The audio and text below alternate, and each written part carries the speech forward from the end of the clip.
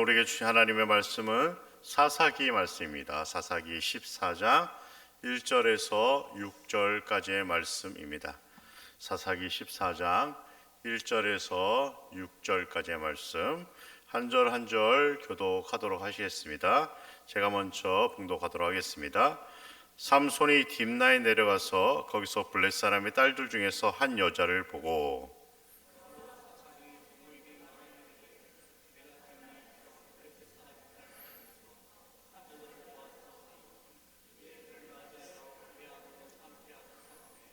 그의 부모가 그에게 이르되 내 형제들의 딸들 중에나 내 백성 중에 어찌 여자가 없어서 내가 할례받지 아니한 블레셋 사람에게 가서 아내를 맞으려 하느냐 하니 삼손이 그의 아버지에게 이르되 내가 그 여자를 좋아하오니 나를 위하여 그 여자를 데려오소서 하니라.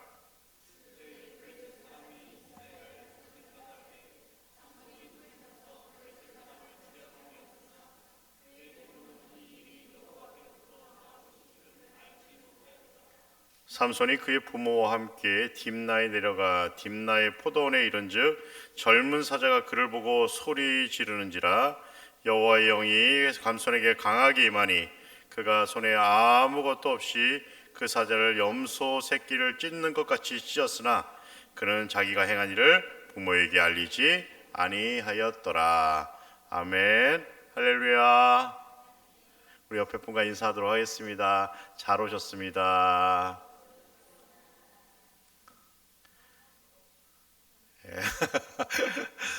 인사를 한 번 시키면 꼭 한 번만 하세요. 하나를 배우면 열을 할 줄 아는 우리 골략교회 성도님들 되게 축복합니다. 우리 다시 한번 인사하겠습니다. 잘 오셨습니다. 사랑합니다. 축복합니다. 피곤하시죠? 여러분 기도를 통해서 피곤이 사라지기를 주님의 이름으로 간절히 축원드립니다. 세상은 사람들을 보호하기 위한 수단으로 위험하다고 생각하는 곳에 사고를 방지하기 위한 경계석을 세워둡니다. 하지만 사람들이 이러한 경계선을 지키는 것에 대해 익숙하기를 거부할 때가 적지 않은 것 같습니다. 예를 들어 한번 신호등을 한번 생각해 보시기 바랍니다. 여러분 신호등이 왜 필요하죠? 잘 모르시나 봐요. 신호등은 사람과 차가 안전하고 원활하게 다닐 수 있도록 만든 경계선입니다. 하지만 적지 않은 행인들과 운전자들이 이 경계선을 종종 무시하며 지나갑니다. 이러한 이유 때문에 우리 주변에 작은 사고로부터 큰 사고에 이르기까지 적지 않은 교통사고가 발생하는 것입니다. 또한 속도 표지판이라는 경계선도 있습니다. 이 경계선은 그 도로의 적정 속도를 우리에게 알려주고 있는 것이죠. 하지만 운전자들이 자신의 마음대로 그 속도를 넘어설 때가 있습니다.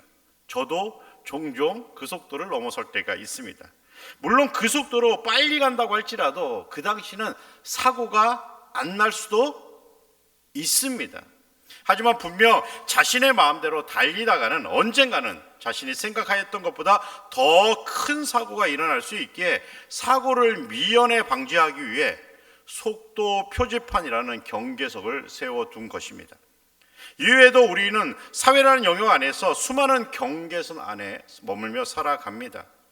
하지만 적지 않은 사람들이 이 경계선을 너무나도 불편해한다는 사실입니다. 왜냐하면 사람들은 이러한 경계선이 자신의 삶을, 자신의 길을 억압한다고 생각하고 있기 때문입니다. 사람들이 살아가는 사회에 법을 만든 이유도 사람들의 자유를 억압하기 위함이 아니죠. 다시 말씀드려서 사회가 변질하고 파괴되는 것을 막기 위해 법이라는 경계선을 세워둔 것입니다. 그래서 어떠한 국가든지 국가를 보호하기 위해, 국민을 보호하기 위해 법을 만든 것입니다. 하지만 사람들은 법이라는 경계선을 불편해합니다.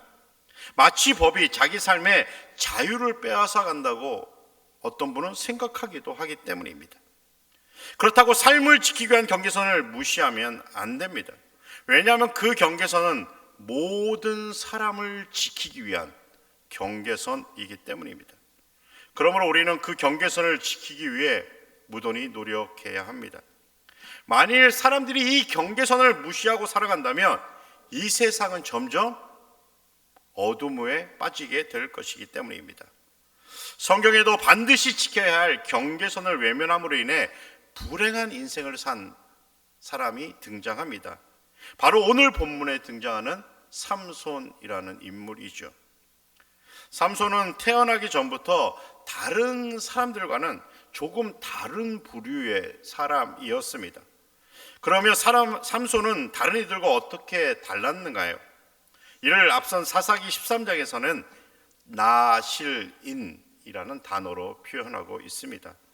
나실인에 대해서 민수기 6장에 아주 자세히 기록되어 있습니다. 이를 한 단어로 말씀드리면 구별된 삶을 살아가는 사람이라는 의미입니다. 그래서 나실인에 대해 구별이라는 단어를 민수기 6장에 보면 계속해서 반복해서 사용하는 것입니다. 이것이 바로 삼손에게 주어진 삶의 경계선이었습니다. 시간이 흘러 여호와의 영이 삼손을 움직이기 시작했습니다. 그리고 오늘 본문 1절이 시작됩니다. 무슨 일인지는 알 수 없으나 삼손이 딥나로 내려갔다 성경은 보도하고 있습니다. 그런데 그곳에서 삼손의 마음에 한 여인이 들어왔습니다. 삼손은 그 여인을 얻기 위해 자기 부모에게 그 여인과 결혼하게 해달라고 떼를 씁니다. 하지만 삼손의 부모는 삼손에게 이스라엘 자손 가운데 한 사람과 결혼할 것을 요청하죠. 그럼에도 삼손은 이러한 부모의 말을 철저히 외면하고 딥나에서 본 그 여인과 결혼하게 해달라 떼를 계속해서 씁니다. 이러한 상황에 삼손이 블레셋 사람을 치려하였다 성경은 보도합니다. 그리고 5절에 보면 삼손이 딥나의 포도원에 이를 때 사자가, 아주 젊은 사자가 삼손 앞에 엉 하고 나타났습니다. 사자는 엉이 아닌가요?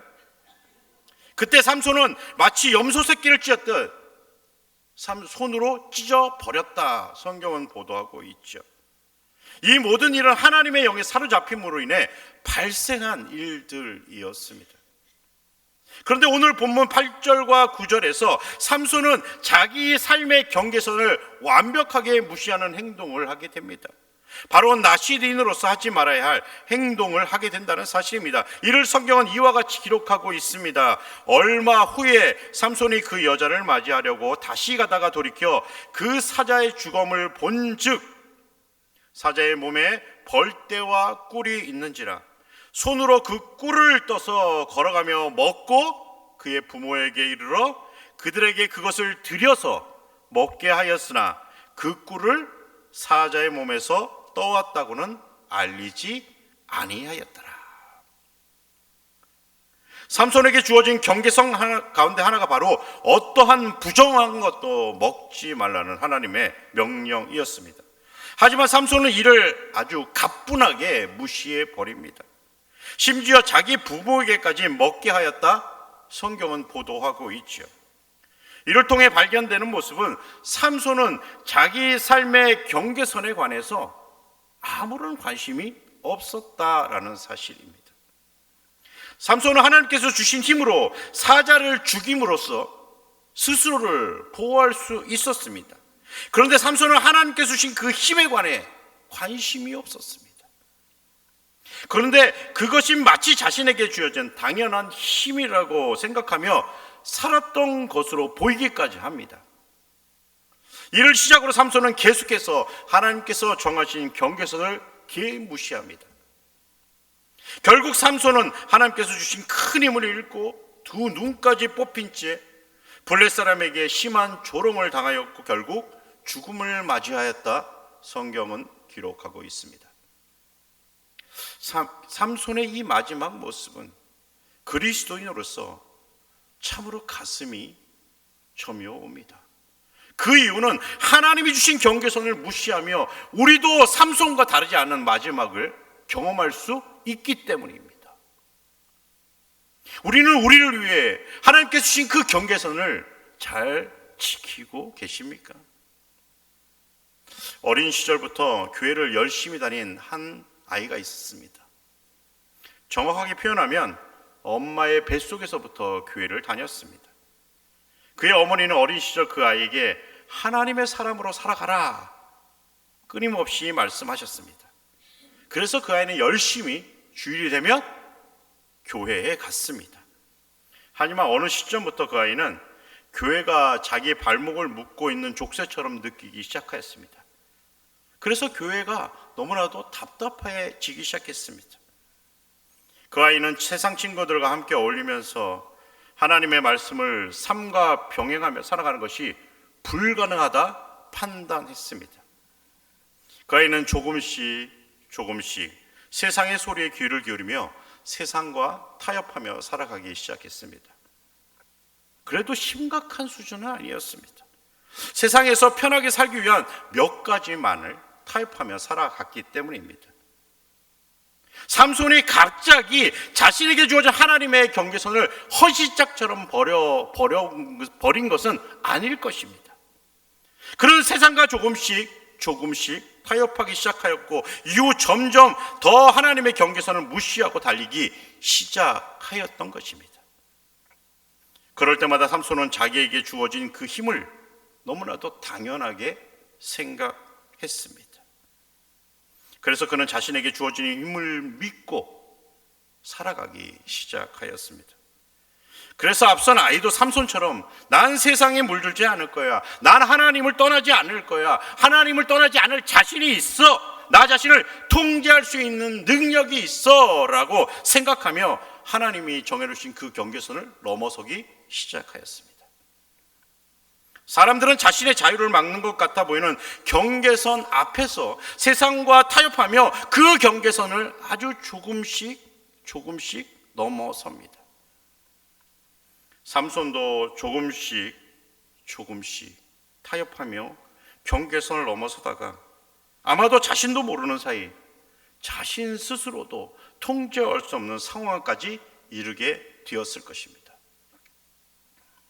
아담과 하와는 하나님께서 정해놓으신 그 경계선만 잘 지키면 선과 악을 알게 하는 그 나무의 열매만 먹지 않았으면 그들은 평생 동안 아름답고 화려한 에덴 동산에 머물며 살아갈 수 있었을 것입니다.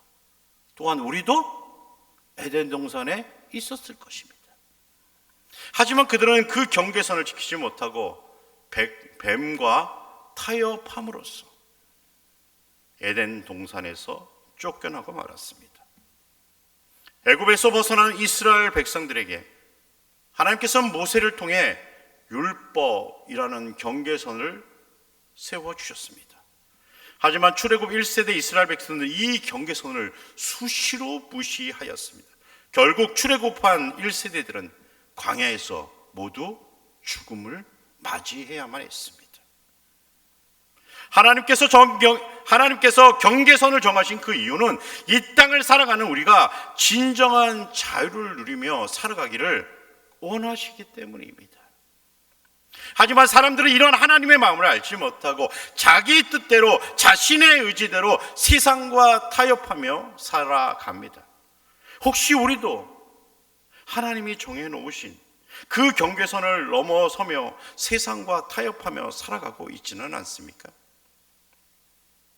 잠시 세상과 타협하면 그때는 너무나도 편합니다. 마치 탁월한 삶을 선택한 것 같기도 합니다. 하지만 얼마 지나지 않아 그 모든 일이 얼마나 잘못된 일인지 우리는 깨닫게 될 것입니다. 한 나라의 대통령이 되고 국무총리가 되고 국회의원이 되는 것이 얼마나 영광스러운 일입니까? 왜냐하면 이 자리에 앉기 위해, 하지만 그 자리에 앉는 것은 너무나도 어려운 일입니다. 왜냐하면 이 자리에 앉기 전에 그 사람의 모든 신상이 드러나기 때문입니다. 아마도 이 자리에 앉을 사람이 되었다고 자신이 미리 생각하였다면 그 사람은 최선을 다해 사회가 만들어 놓은 그 경계선을 지키기 위해 무던히 노력하였을 것입니다. 자신의 모든 것을 포기한다 하여도 그 경계선을 지키기 위해 그 사람은 무던히 노력하였을 것입니다. 하지만 자신이 그 자리에 앉을 것이라고 생각하지 않기에 사람들은 스스로와 타협하며 경계선을 무시하며 살아가는 것입니다. 사람들은 이렇게 조금씩 경계선 밖을 넘어섭니다. 그런데 경계선의 위험성을 혹시 아십니까? 경계선 밖에 너무 오랜 세월 머물러 살다 보면 경계선 안의 세상이 얼마나 좋았는지를 모두 잊어버린다는 사실입니다. 경계선 밖에 너무나도 오랜 세월 살다 보면 경계선 안의 삶이 어떠한지를 사람들은 너무나 쉽게 잊어버린다는 사실입니다. 부유한 아버지와 함께 아무런 부족함이 없이 살아가던 한 아들이 있었습니다. 하지만 그 아들은 아버지와 함께 있는 것을 너무 답답해서 떠나기를 소망했습니다. 그래서 그 아들은 아버지의 재산을 받아 자신의 마음대로 살아가기 시작하죠.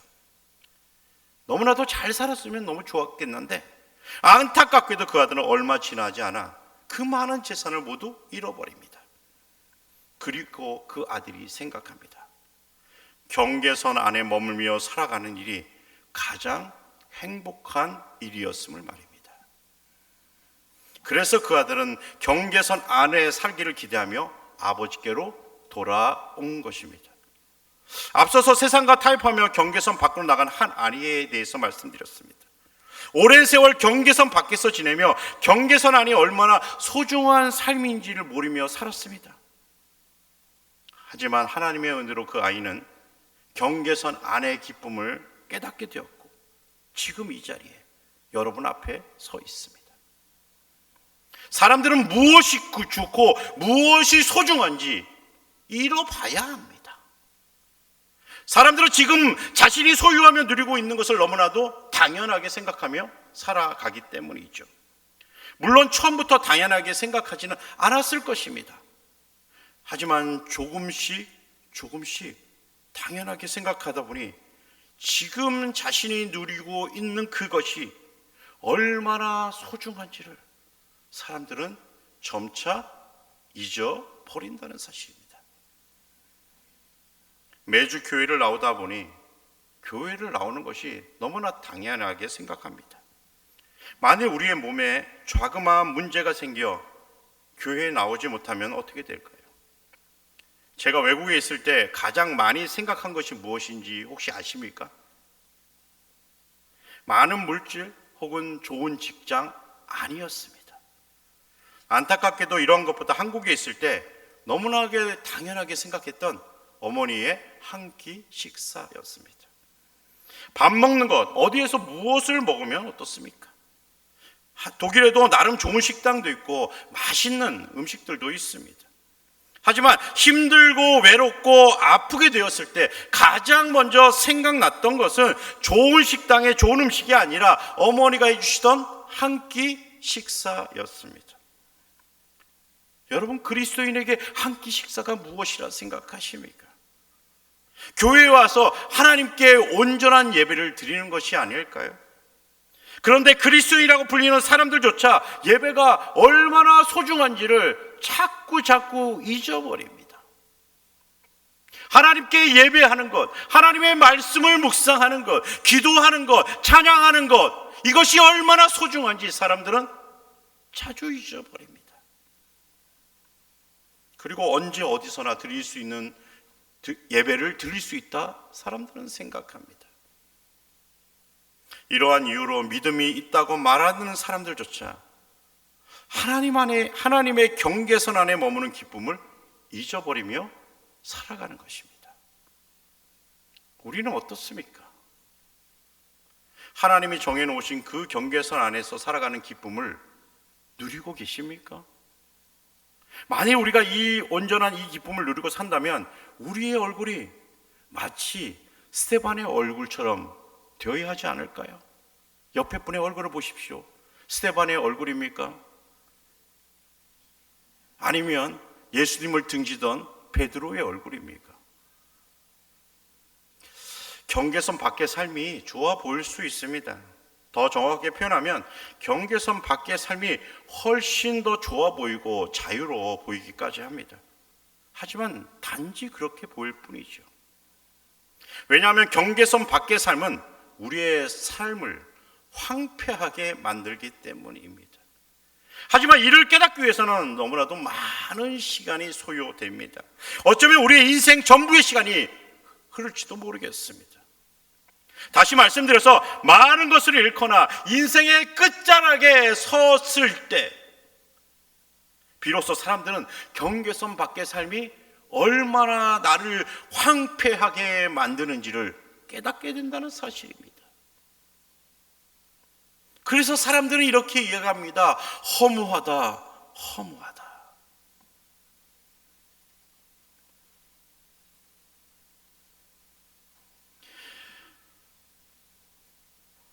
경계선 밖에서 모든 일이 잘 진행되고 평안하고 아무런 문제가 없으면 사람들은 그것이 진짜 자유라 생각하고 진짜 행복이라고 착각하며 살아간다는 사실입니다.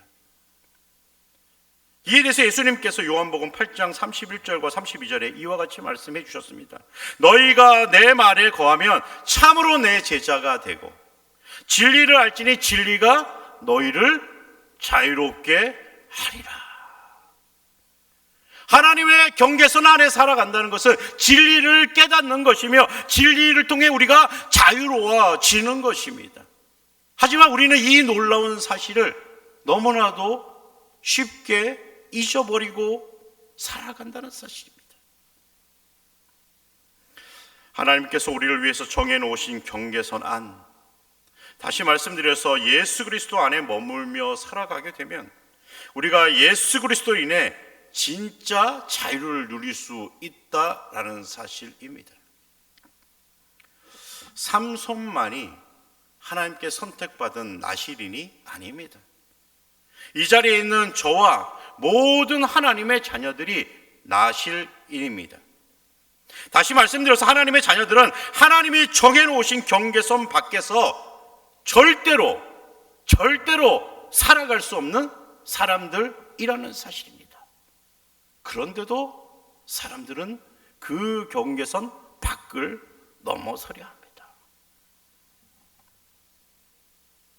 우리 자신이 경계선 밖에 머물고 있음을 발견한다면 우리는 반드시 경계선 안으로 들어와야만 합니다.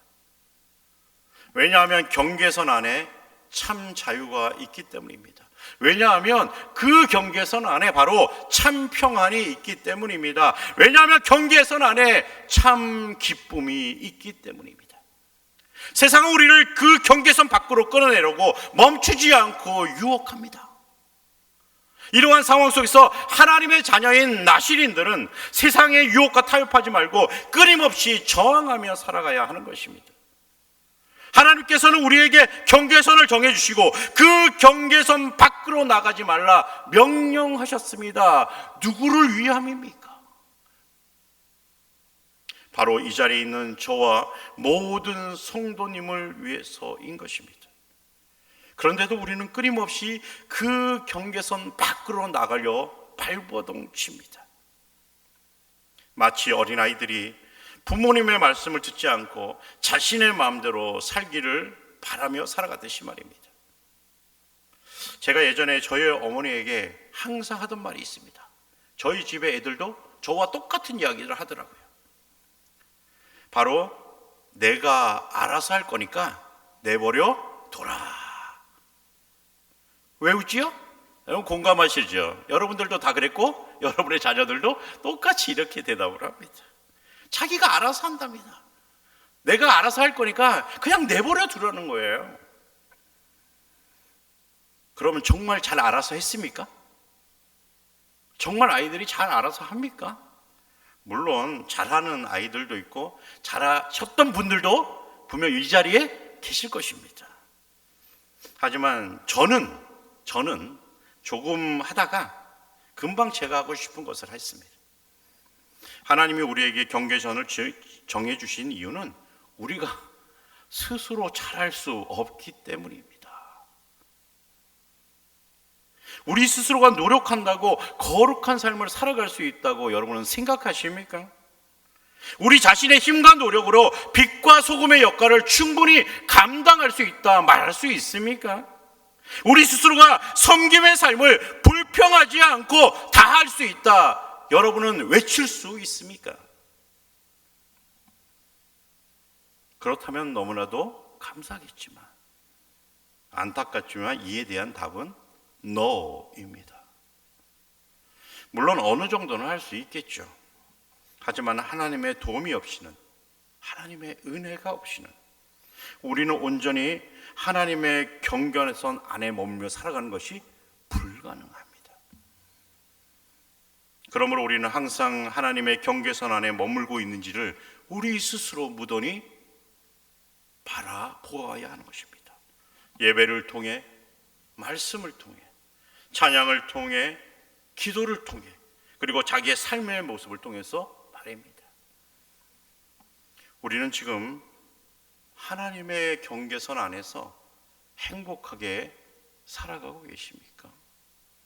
여러분은 지금 하나님의 경계선 안에 머물며 살아가고 계십니까? 하나님의 경계선 안, 다른 말로 표현하면 천국인 것입니다. 하나님의 품인 것입니다. 예수 그리스도의 십자가의 그늘 아래인 것입니다. 우리는 하나님의 경계선 안에 머물며 살아가기를 기대하십니까? 소망하십니까? 꿈을 꾸고 계십니까?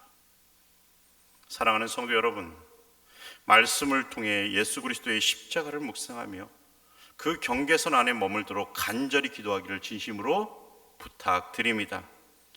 왜냐하면 하나님을 찾는 우리의 간절한 목소리를 하나님께서 들으시고 우리를 그 하나님의 경계선 안에 머물게 하려고 우리를 세상의 유혹으로부터 하나님이 보호하여 주시기 때문입니다. 우리의 삶의 기준을 세상에 두지 마시기 바랍니다. 우리의 삶의 기준을 우리 스스로에게 두지 마시기 바랍니다. 우리의 삶의 기준을 어떤 위대한 인물에 두지 마시기 바랍니다. 우리의 삶의 기준은 오직 하나님의 말씀인 것입니다. 아멘. 우리의 삶의 기준은 하나님입니다. 예수님입니다. 그래서 나신으로서 우리가 하나님의 경계선 안에 머물기 위해 하나님과 더욱더 깊은 교제를 하며 살아가시는 우리 골략교회 모든 성도님들 되시기를 주님의 이름으로 간절히 축원드립니다. 함께 기도하겠습니다.